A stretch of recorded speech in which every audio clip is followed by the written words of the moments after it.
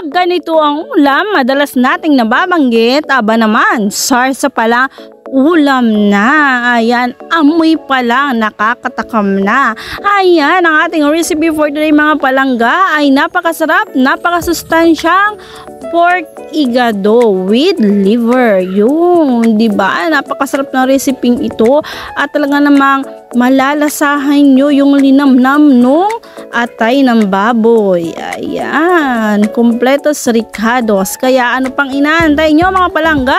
I-watch na natin ang full video.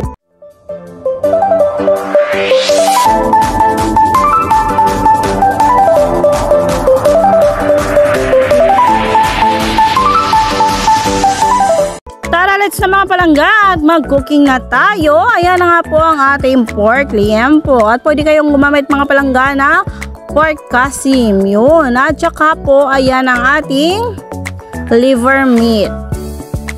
Yan.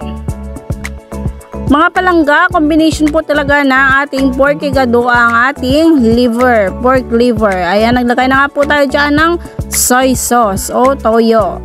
Ayan, i-mekas-mekas lang natin yung mga palangga. And then, malagay po tayo dyan ng Knorr liquid seasoning. Yun.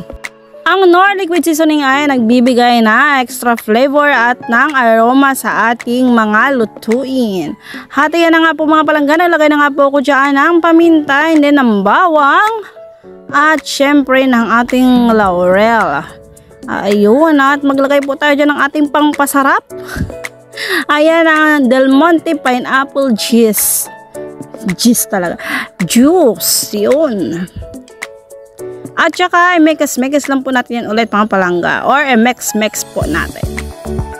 Ayan.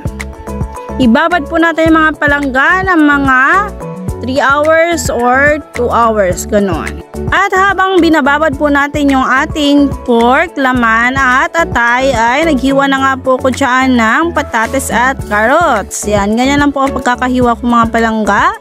Ganon na rin po ang ating bell pepper. Ayan, at meron po tayo dyan green peas. Yan, at syempre yung ating panggisa, hindi po yan mawawala, ang ating bawang at sibuyas. Ayun. Ayan yung ating naibabad na pork and liver meat. Agad-agad yan. 2 hours ko na pong naibabad yan. Ayan na siya. So, ready to frying na. Ayun, binuksan na nga po natin yung ating kalan. At naglagay na nga po tayo dyan ng kawali and then mantika. At mag-start na nga po tayong mag-gisa. Ayan, unahin natin yung bawang and then i-mekas-mekas lang po natin yan or halu-haluin hanggang sa mag-golden brown. Ayan na siya mga palangga. So, pang nag-golden brown na siya, ilagay na nga po natin dyan yung ating sibuyas. Ayan. Gisa-gisa lang tayo mga palangga. Yan. At maglalagay po tayo dyan syempre ng fish sauce or patis. Yan. At maglalagay po tayo dyan ng paminta. Pinong paminta po madalas kong ginagamit sa aking pagluluto. Yan. Haluin lang po natin mga palangga. At ilagay na nga po natin yung ating naibabad na meat. Pork meat, liempo at atay ng baboy. Yung mga laman at atay lang po ang nilagay ko sa kawali. Hindi ko po sinabay agad yung sabaw. Mamaya ko na po yan ilalagay. Ayan, pinakatas po muna natin yung ating pork and liver. Ayan na siya guys. Kumatas na po siya. Yun, lulutuin lang po muna natin yan bago natin ilalagay mamaya yung yung pinagbabaran ng ating pork and liver. So, halo-haloin lang po natin yan. At, antayin nating kumulo. At ayan na po mga palangga, kumulo na po yung ating niluluto. So, maglagay po tayo dyan ng 2 pork cubes. Yan. At haluin po ulit natin. At start na po tayong maglagay ng ating mga gulay. Unahin po natin yung ating patatas at yung ating carrots kasi yan po yung matitigas na gulay. Pero mabilis lang po yan maluto dahil maninipis lang po yung ating pagkakahiwa. Yun, at halu-haluin po natin ulit. So ayan na guys, luto na yung ating patatas at carrots. Ayan.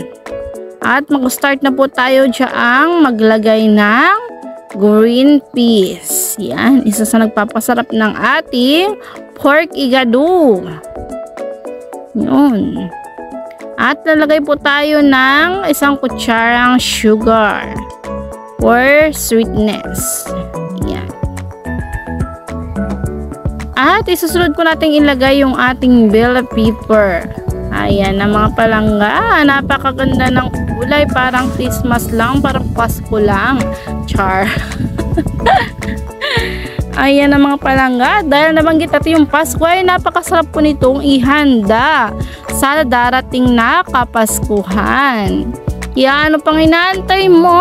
Ay try mo itong recipe na to dahil napakasarap at napakalinamnam. Swak na swak sa inyong handaan. Yan, ang ating masarap malinamnam na sarsa ng ating pork igado. Luto na siya guys, kaya ano na naman ang gagawin natin? I-flatter na naman natin yan. And then presentation na naman po ang inyong lingkod. Kasarap, oy, luto na siya. Ayan, okay kayo. Luto na po. So, mag-flatter na tayo. Ayan, ang ating mahiwagang lalagyanan.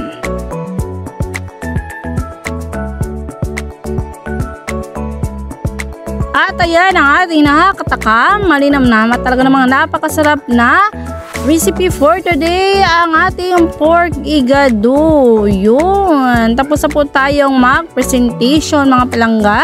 Maraming salamat po sa inyong panunood ng aking YouTube channel. At sana po patuloy niyo po akong suportahan. At lagi niyo po sanang panoorin yung aking mga upload mga palangga ko. At kung bago ka sa aking YouTube channel, subscribe mo na para updated ka sa aking mga video. Bye-bye!